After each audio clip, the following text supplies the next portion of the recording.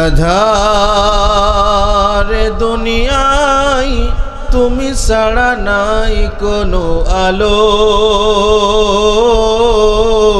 তুমি ছাড়া নাই কোনো আলো।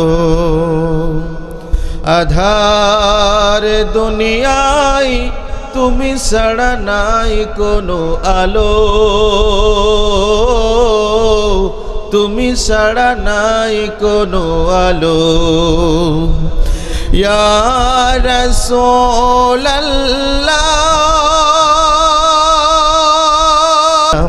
ওগো হাজার সালাম তোমাকে, তুমি ধন্য করেছো হেরার আলোয় ধরকে। তোমার ধই প্রেমের ডরে হাসলো ভূর দর খোলো।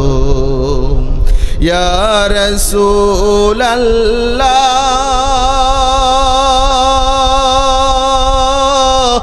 ইয়া হাবিবাল্লাহ। আল্লাহ রাব্বুল আলামিন নাযিল করে জানিয়ে দিলেন, ইকরা বিসমি রাব্বিকাল্লাযী খালাক। চিৎকার দিয়ে বলেন আল্লাহু আকবার। আল্লাহর নবীর কাছে কোরআনে আয়াত নাযিল হয়ে গেল, পড়ো তোমার প্রভুর নামে যিনি তোমাকে সৃষ্টি করেছেন। একবার আওয়াজ দিয়ে বলেন তোমাদের সৃষ্টিকর্তাকে। আমাদের সমস্ত শরীরের শক্তিগুলা দিয়েছেন কে? আমাদের মাঠে ঘাটে ফসল দিয়েছেন কে? বলেন না, একটু আওয়াজ দিয়ে বলেন না, আমাদের সব কিছুর মালিক কে? যিনি আওয়াজ দেওয়ার মালিক, যিনি আপনার আমার জবানের মালিক, যিনি আপনার আমার রিজিকের মালিক, যিনি আপনার আমার সমস্ত দেহের মালিক। বলেন তো সেই আল্লাহর নামে স্লোগান আসতে হবে নাকি জোরে হবে? তাহলে সেই আল্লাহর নামে তাকবীর দেওয়া যাবে কি ভাই? আল্লাহ বলছেন রব্বাকা ফাকাব্বির। তাকবীর হবে কেবলমাত্র শুধুমাত্র আল্লাহর নামে। পৃথিবীর কোন মানুষের নামে স্লোগান দিলে বিন্দুমাত্র ফায়দা, বিন্দুমাত্র লাভ আপনার হবে না, কিন্তু সেই রবের নামে তাকবীর দিলে লাভ হবে কি হবে না? হবে কি হবে না? একটা বার চিৎকার দিয়ে আমার সাথে বলেন লিল্লাহি তাকবীর। আল্লাহু আকবার। সম্মানিত ভাইরা আমার, আল্লাহর নবীর কাছে কোরআন নাযিল হয়ে গেল। কোরআন নাযিল যখন হয়ে গেল, আল্লাহর নবী মুহাম্মদ সাল্লাল্লাহু আলাইহি ওয়াসাল্লাম এক নয় দুই নয় মাত্র 23টা বছর ধরে মানুষের কাছে কোরআনের দাওয়াত দিয়েছে। কয় বছর? 23 বছর। এই 23 বছরে দাওয়াত দেওয়ার কারণে আল্লাহর নবীর হাতে হাত রেখে অসভ্য সমাজটাকে সভ্য সমাজে পরিণত করেছে, সোনার মানুষে পরিণত করেছে। কিসের কারণে? যেই দাওয়াতি কাজ করে 40 বছর দাওয়াতি কাজ করে কিছুই করতে পারে নাই, মাত্র 23 বছর দাওয়াতি কাজ করে তার দ্বিগুণ কাজ করে অসভ্য সমাজটাকে সভ্য সমাজে পরিণত করেছেন কে? বলেন তো সেই কোরআনুল কারিমের আলোচনা আপনারা শুনতে এসেছি, বলেন তো লাভ আছে না নাই? লাভ আছে না নাই? শেষ না হওয়া পর্যন্ত যাব না কারা? একটু হাতগুলো দেখা যায়। লিল্লাহি তাকবীর, লিল্লাহি তাকবীর। আল্লাহ কবুল করুক, বলেন আমিন। সম্মানিত ভাইরা আমার, তেলাওয়াত করেছি পবিত্র মহাগ্রন্থ আল কোরআনুল কারিমের 85 নম্বর সূরা, সূরাতুল বুরুজ। একবার আওয়াজ দিয়ে বলেন না কত নম্বর সূরা? সূরার নাম কি? 85 নম্বর সূরা। ভালো করে খেয়াল করবেন, তাফসীর করব, তাফসীরের মতো তাফসীর হবে। কিসের মতো? আলোচনা হবে আলোচনার মতো, তাফসীরের মতো। মনে রাখবেন, আগামীকাল সকালবেলা যে চায়ের আড্ডায় যে বলবেন হুজুর গতকালকে আলোচনা করে গেছে খুব সুন্দর লেগেছে, কিন্তু কে বলিছে তা আর বলতে পারে না, ঠিক কিনা? অথচ আবার কিছু কিছু মানুষ বসে বসে সমালোচনা করবে, শুনতে গেলাম শুনে আসলাম রাজনীতি। বলবে কি বলবে না ভাই? বলবে কি বলবে না? তাহলে বোঝার দরকার আছে না নাই? বুঝবেন, ভালো করে বুঝবেন। 85 নম্বর সূরা, সূরার নাম সূরা বুরুজ। সূরার নাম কি? সূরাতুল বুরুজ। প্রথম 5টি আয়াত কারিমা আমি আপনাদের সম্মুখে তেলাওয়াত করেছি। এই সূরার ভিতরে আয়াত সংখ্যা 22। আয়াত সংখ্যা কত? 22। প্রথম 5টি আয়াত আমি আপনাদের সম্মুখে তেলাওয়াত করেছি। আল্লাহ তাআলা বলছেন ওয়াস সামাই যাতিল বুরুজ, কক্ষ বিশিষ্ট আসমানের শপথ। একটাবার আওয়াজ দিয়ে বলেন না কিসের শপথ? আসমানের শপথ। আল্লাহ রাব্বুল আলামিন এই সূরাটা নাজিলকালের সময় আল্লাহ রাব্বুল আলামিন এমন পর্যায়ে নাজিল করেন যে সময় আল্লাহর নবীর উপরে চরমভাবে নির্যাতন নিপীড়নের স্কিম রোলার চালাচ্ছিল। কাফেররা যে সময় সাহাবাদেরকে ধরে ধরে হত্যা করতেছিল, ইসলামকে পৃথিবীর জমিন থেকে বিদায় করবার জন্য ষড়যন্ত্র করতেছিল, ঠিক এমন সময় আল্লাহ তাআলা এই সূরাটা নাজিল করে বিশ্ব নবীকে সান্ত্বনা দিয়েছেন। কি দিয়েছেন? সান্ত্বনা দিয়েছেন। প্রথম নম্বর আয়াত আল্লাহ তাআলা বলছেন ওয়াস-সামা'i যাতিল বুরুজ, কক্ষ বিশিষ্ট আসমানের শপথ। কিসের শপথ? আমি সংক্ষিপ্ত আকারে আপনাদেরকে বলবো, কারণ এই যে আলোচনা, এই আলোচনা করতে গেলে অনেক লম্বা সময়ের প্রয়োজন।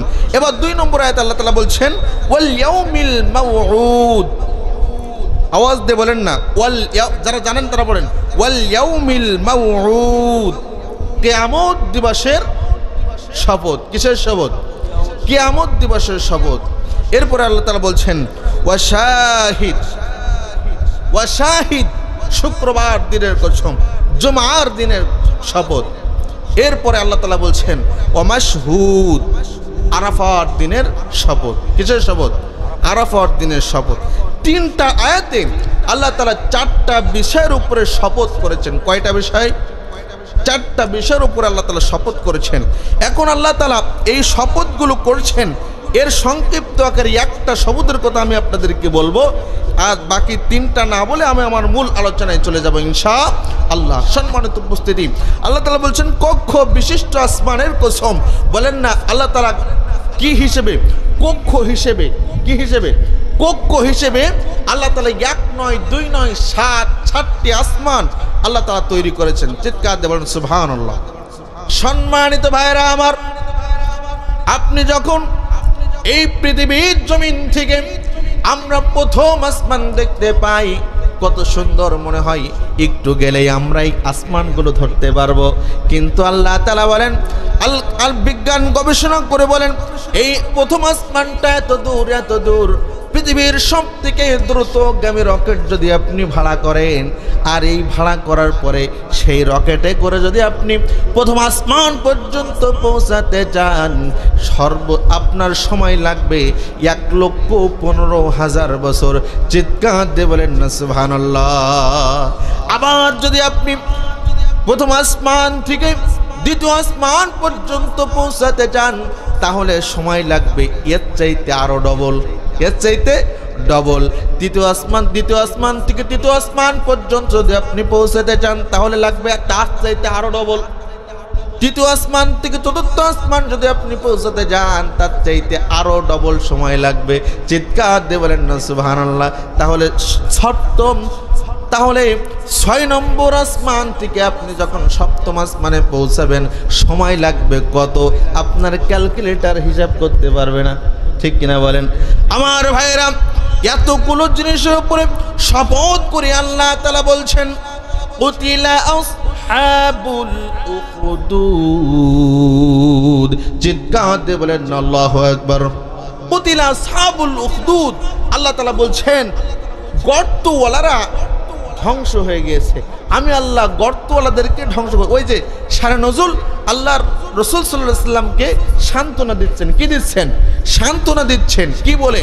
যে হে নবী, আসহাবের উখদুদের সমস্ত মানুষদেরকে, গর্তওয়ালাদেরকে আমি আল্লাহ তাআলা ধ্বংস করে দিয়েছি। কি করে দিয়েছি?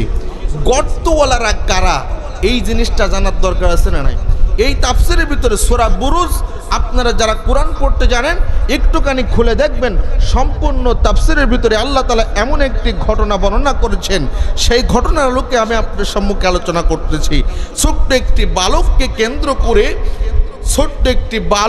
কেন্দ্র করে এই গর্ত খনন করা হয়েছিল। এমনকি এই গর্তের ভিতরে 1 নয় 2 নয় 20,000 মুসলমানদেরকে একত্রিত করে এই গর্তের মধ্যে আগুন জ্বালিয়ে তাদেরকে ধ্বংস করা হয়েছিল, ছোটমাত্র একটা বালকের কারণে। কিসের কারণে?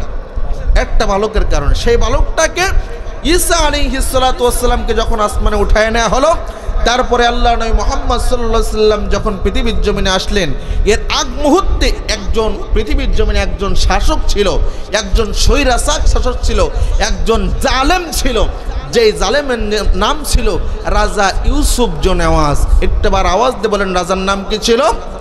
ইউসুফ জোনেওয়াজ।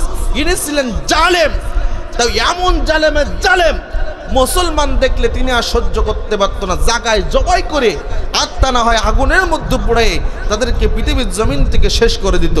তিনি আমরা অনেকেই জানি যে ফিরাউন খোদাই দাবি করেছিল, ঠিক কিনা? আমরা জানি ফিরাউনের কথা আমরা জানি, কিন্তু এই যে ইউসুফ জোনেওয়াজ ইনিও কিন্তু খোদাই দাবি করেছিল। ইনি বলতো আমি খোদা, ইনি বলতো আমি খোদা। এই ইউসুফ জোনেওয়াজ ইনি বলতো আমি খোদা, আমি তোমাদের প্রভু। মানুষজন তাই বিশ্বাস করত।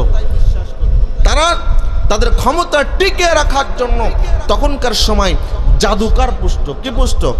জাদুকার, এবং হাত দেখে তারা তাদেরকে ভবিষ্যৎবাণী করত।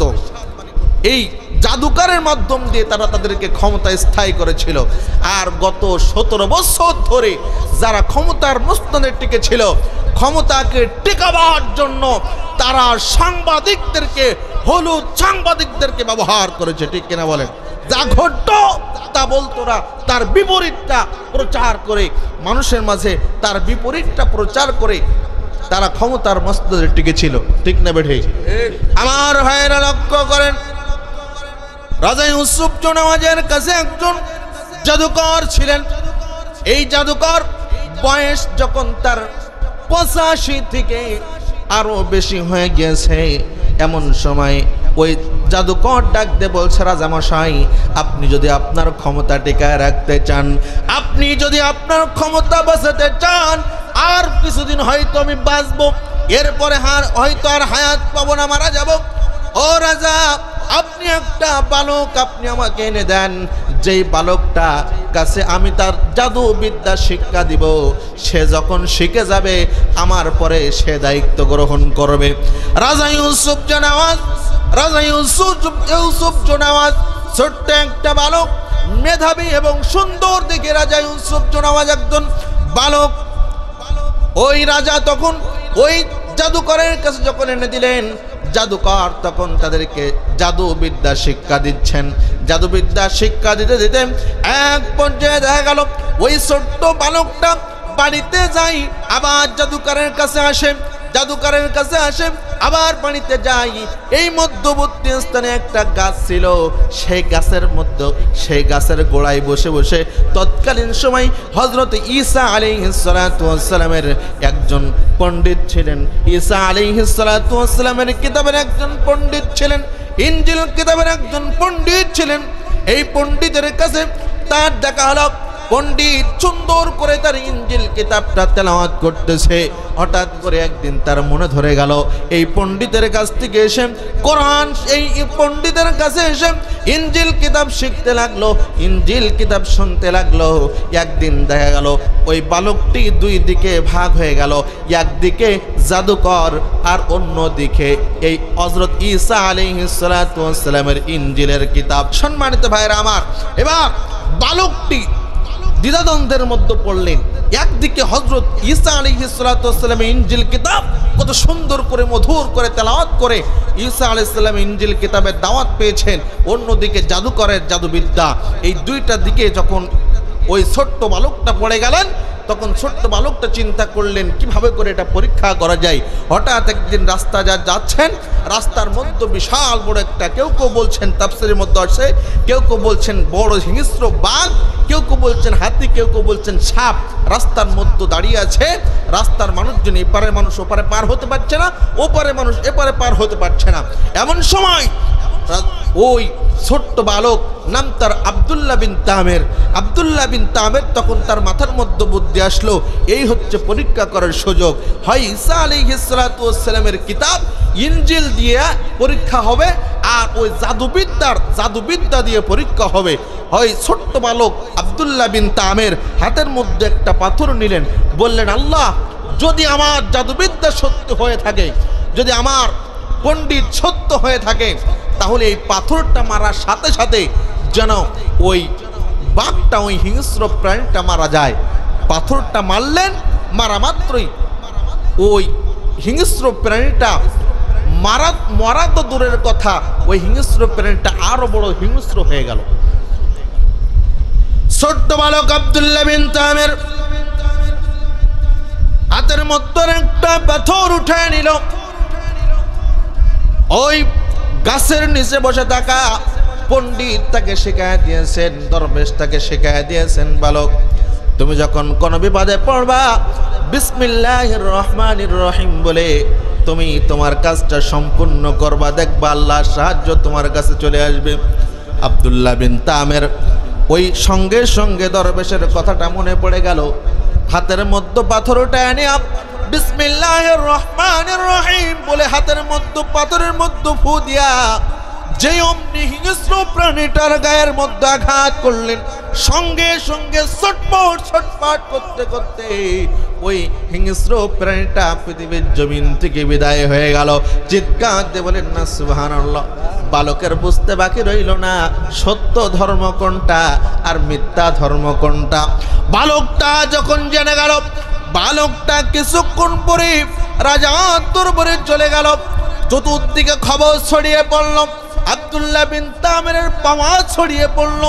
দেখবেন আমাদের সমাজে যখন মানুষ কোনো কিছু একটা শোনে অমনি সেইটা নিয়ে মাতামাতি করে, করে কি করে না বলেন, করে কি করে না? দেখবেন এখান থেকে আরো কয়েক বছর 5-7 বছর আগে হয়তো তার বেশি হবে, আমরা শুনেছিলাম বাঁশের কুঞ্চি কেটে পানি পড়ে, ওই পানি খাইলে পরে রোগ সেরে যায়, শুনেছিলাম কিনা? মানুষ জোর। তখন আমি বাড়িতে বসে আছি, একদিন সকালবেলা হঠাৎ করে দেখি আমার বাঁশ বাগানে মানুষজন কাদা মেরে গেছে, কুঞ্চি কেটে সাফ করে ফেলেছে। আমরা কি ব্যাপার, কুঞ্চি কেটে সাফ করে কাট? পরে শুনি যে ওই কুঞ্চির পানি খেলে নাকি রোগ সেরে যায়। মানুষ হুজুকে মাতাল আছে না নাই? এরকম মাতাল মানুষ আছে না নাই? আবার দেখবেন অনেক মানুষ পীরের কোনো একটা কাজ মানে ঝড়ে বক পড়ে ফকিরের কেরামতি বাড়ে, ঠিক কিনা বলেন? ঝড়ে বক পড়ে ফকিরের কেরামতি বাড়ে। ওই কোন পীর সাহেব কি বলিছে, ফু দিয়ে দিয়েছে, একজনের বাচ্চা হয়েছে, পরের দিনতে ও জায়গার রুগী নিয়ে পারে না। সবাই মনে করে ও পীরের কাজ গেলে ও ফু দিলে বাচ্চা হবে, ঠিক কিনা বলেন? বাচ্চা দেওয়ার মালিককে, সন্তান দেওয়ার মালিককে। পৃথিবীর কোন পীর আপনার বাচ্চা দেওয়ার ক্ষমতা রাখে না, ঠিক কিনা বলেন? বাচ্চা দেওয়ার মালিককে। চাইবেন কার কাছে বলেন না? আওয়াজ দিয়ে বলেন না, চাইবেন কার কাছে? আল্লাহর কাছে। পৃথিবীর কোন মানুষ ক্ষমতা রাখে? পৃথিবীর কোন মানুষের কাছে চাওয়া যাবে? সম্মানিত ভাইরা আমার, আব্দুল্লাহ বিন তামিরের কেরামতি যখন বেড়ে গেল, চতুর্দিক থেকে মানুষ পানি পড়া নিতে আসলো রোগের জন্য। আর যে নিয়ত নিয়ে পানি পড়া নিতে আসে, আব্দুল্লাহ বিন তামিরের পানি পড়া খাইলেই সাথে সাথে রোগ ব্যায়ামগুলো ভালো হয়ে যায়। চিৎকার দিয়ে বলেন না সুবহানাল্লাহ। আব্দুল্লাহ বিন তামিরের রাজ দরবারে একজন মন্ত্রী ছিলেন, তার ছিল জন্ম অন্ধ। কি অন্ধ? জন্ম অন্ধ। একদিন ওই রাজা, ওই মন্ত্রী একদিন আব্দুল্লাহ বিন তামিরের কাছে আসলেন। এটা ডাক দেবেন, আব্দুল্লাহ বিন তামির, শুনেছি তোমার নাকি অনেক ক্ষমতা, আমার চোখের জ্যোতি যদি ফিরাইয়া দিতে পারো তোমাকে অনেক পুরস্কারিত করা হবে। রাজা ইউসুফ জনাওয়াজের দরবারে এবার আব্দুল্লাহ বিন তামির ডাক দিয়ে বলছো, মন্ত্রী মশাই, আপনার চোখ দুটো ভালো করে দিতে পারি, আপনার চোখ দুটো ভালো করার মালিক আমি নই, আপনার চোখ ভালো করার মালিক যিনি, একটা বার আওয়াজ দিয়ে বলেন তো তিনি কে? আর আওয়াজ দিয়ে বলেন না তিনি কে? আব্দুল্লাহ বিন তামিরকে ডাক দিয়ে বলছে, ও আব্দুল্লাহ বিন তামির, তোমার পানি পড়া খেলে মানুষজন রোগ বালাইগুলো ভালো হয়ে যায়, আর তুমি বলছো তোমারও একজন মালিক আছে। এতদিন পর্যন্ত ওরা তো জানে না যে ওর মালিক আছে। একদিন পর্যন্ত রাজা ইউসুফ জনাওয়াজ বলে আসছে উনি মালিক, উনি রাজা, উনি সব, উনি প্রভু। মানুষজন জানতো। তিনি বলছেন, শোনেন, আমি আপনার চিকিৎসা দিতে পারি, কিন্তু আপনাকে একটা জিনিস স্মরণ করতে হবে, চোখ যদি ভালো হয়ে যায় আল্লাহর রহমতে, তাহলে এই ধর্ম আপনাকে গ্রহণ করতে হবে। রাজি হয়ে গেল। জীবনে কোনোদিন তো আলো বাতাস দেখিনি, চোখের আলো বাতাস জীবনে কোনোদিন দেখিনি, দেখা যাক কি করে। আব্দুল্লাহ বিন তামিরের কথা অনুযায়ী রাজি হলেন। কিছুক্ষণ পরে ওই রাজার চোখে হাত বুলাইয়া দিলেন।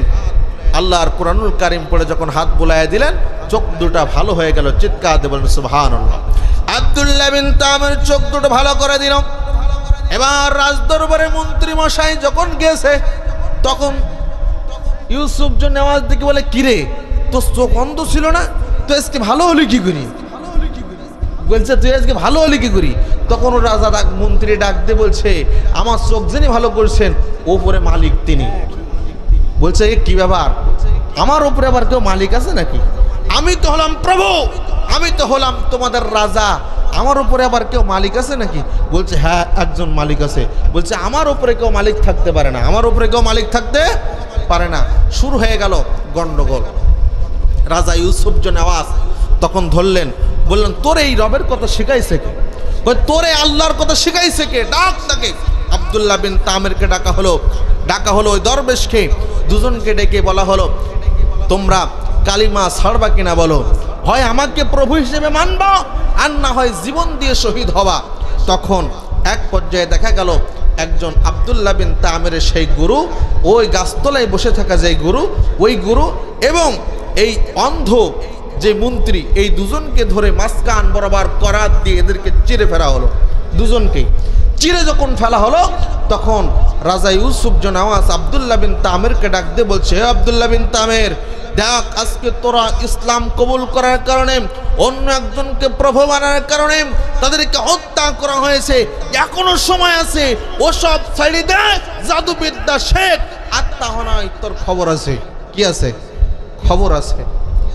আমার ভাইরা, আব্দুল্লাহ বিন তামের ডাক দিয়ে বলল, রাজামশাই শুনে রেখে দাও, জেনে রেখে দাও, আমি একবার যখন ইসলাম কবুল করেছি আর ইসলামের কালিমার ছায়া তলে যখন আমি এসেছি, আমার জীবন ক্ষত বিখ্যাত হয়ে গেল, দেহ ক্ষত বিখ্যাত হয়ে গেল। একটা সেকেন্ডের জন্য আমার রবের কালিমা ছেড়ে দিতে রাজি নই। চিৎকার দিয়ে বলেন না সুবহানাল্লাহ। বলেন এমন ইমানদার মানুষ আছে না নাই? জীবন দিয়ে দেব, শহীদ হয়ে যাব, তবু স্বৈরাচারের সামনে এক চুল পরিমাণ মাথা নত করব না। বিগত স্বৈরাচারের আমলে 17 বছর ধরে আমরা কথা বলেছি মাঠে ময়দানে, কিন্তু একটা সেকেন্ডের জন্য মাথা নত করে নাই। ঠিক কিনা বলেন? জেল কেটেছি, জুলুম সহ্য করেছি, মার খেয়েছি, রাজপথে মিছিল করার কারণে আমার ভাইয়ের অনেকে শহীদ হয়েছে। জেল কেটেছে, জুলুম নির্যাতন সহ্য করেছে, বাতিলের সামনে একটা সেকেন্ডের জন্য মাথা নত করে নাই। ইমানদার যারা হয় তারা আল্লাহ ছাড়া অন্য কারোর সামনে মাথা নত করতে পারে না। এবার শুরু হয়ে গেল। এবার যখন বলছে আমাকে যতই মারো তত আমি ওই কালিমা আর ছাড়বো না, তখন দেখা যাচ্ছে একজন মারলেই ইসলামকে পৃথিবীর জমিন থেকে চিরতরের জন্য বিদায় করে দেওয়া হবে। তখন আব্দুল্লাহ বিন তামের বললেন, আমাকে তুমি মারতে পারবা না, আমার প্রভু ছাড়া আমাকে তুমি মারতে পারবে। তাই তখন সেনাবাহিনীদেরকে ডাকা হলো। সেনাবাহিনী ডেকে বলল, সেনাবাহিনীরা যাও, আব্দুল্লাহ বিন তামেরকে পাহাড়ের উপরে নিয়ে যাও, পাহাড়ের উপর থেকে ছড়ে ফেলবা, নিচে পড়ে আলু ভর্তা হয়ে যাবে। এই হলো সহজ হিসাব। যখন দিলেন পাহাড়ের উপরে উঠালেন, পাহাড়ের উপরে ওঠা মাত্রই আল্লাহ রাব্বুল আলামিনের কাছে দোয়া করলেন, রব্বুল আলামিন, ও রব্বুল আলামিন, এখনো পর্যন্ত আপনার কালিমা পৃথিবীর জমিনে ছড়াইতে পারি নাই। ও রব্বুল আলামিন, একটা বারের জন্য আমাকে সুযোগ দেন, আমাকে এই পৃথিবীর জমিনে আমাকে কালিমা মানুষদেরকে পড়ানোর জন্য সুযোগ করে দেন। আল্লাহ রাব্বুল আলামিনের পক্ষ থেকে পাহাড়ের এমন একটা বাতাস চলে আসলো, যেই বাতাস যে সমস্ত সেনাবাহিনীদেরকে ওই পাহাড়ের নিচ থেকে ফেলে আলুবত্তা হয়ে গেল। কেবলমাত্র আব্দুল্লাহ বিন তামের ব্যতীত। চিৎকার দিয়ে বলেন না সুবহানাল্লাহ। আব্দুল্লাহ বিন তামের তখন চলে গেল। আব্দুল্লাহ বিন তামের তখন চলে গেল। আব্দুল্লাহ বিন তামের রাজার দরবারে যখন আসলেন, রাজা ইউসুফ নওয়াজ ডাক দিয়ে বললেন, ও রাজা ইউসুফ নওয়াজ, ও রাজা ইউসুফ নওয়াজ, তোমার সেনাবাহিনীরা আমাকে কিছু করতে পারে নাই, তারা পাহাড়ের উপর থেকে নিচে পড়ে আলুবত্তা হয়ে গিয়েছে। রাজা বলছেন, তাই তোমাকে ছাড় দেওয়া হবে না, আবারও তোমার উপর আক্রমণ। সেনাবাহিনী দিয়া রাজা ইউসুফ নওয়াজ আব্দুল্লাহ বিন তামেরকে গ্রেফতার করে নিয়ে সাগরের মধ্যে নিয়ে গেল। সাগরের মধ্য থেকে নিক্ষেপ করবা, সাগরের মধ্য থেকে তাদেরকে নিচে ফেলাইয়া দিবা, পৃথিবীর জমিন থেকে বিদায় হয়ে যাবে, পৃথিবীর জমিন থেকে বিদায় হয়ে যাবে। করা হলো সেনাবাহিনীদের মাধ্যম দিয়া নিয়ে যাওয়া হলো ওই সাগরের মধ্যখানে আল্লাহর কাছে দোয়া করে, রব্বুল আলামিন তোমার কালিমা এখনো পর্যন্ত পৃথিবীর জমিনে ছড়াতে পারি নাই, তোমার কাছে একটাবার সুযোগ চাই। রব্বুল আলামিন সমস্ত সেনাবাহিনীদেরকে একটা ঢেউ দিয়ে সমস্ত সেনাবাহিনীদেরকে ওই সাগরের মধ্যে দাফন করে দিল। কেবলমাত্র আব্দুল্লাহ বিন তামের ব্যতীত। চিৎকার দিয়ে বলেন না সুবহানাল্লাহ। রাজার দরবারে আবার এসে হাজির আব্দুল্লাহ বিন তামের। রাজা বলছেন, কিরে তুই এখনো পর্যন্ত বেঁচে আছিস? তখন ডাকতে বলছে, রাজা বলছিলাম না আমার আল্লাহ ছাড়া তুমি আমাকে কিছুই করতে পারবে না। চিৎকার দিয়ে বলেন না সুবহানাল্লাহ। আল্লাহ ছাড়া কেউ কাউকে মারতে পারে নাকি? মারতে পারে নাকি? রাখে আল্লাহ, মারে কে? রাখে আল্লাহ, মারে কে? বলেন তো কোরআনের শক্তি আছে না নাই? কোরআনের পাওয়ার আছে না নাই?